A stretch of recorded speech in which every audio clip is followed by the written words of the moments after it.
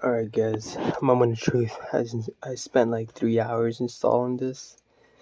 This was really hard because it was just a mess over here, and I had to take this off and had to really tight squeeze.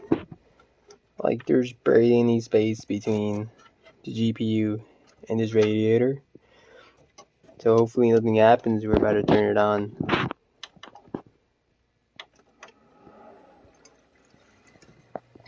And hopefully we didn't bend those pipes because we kept moving this around here.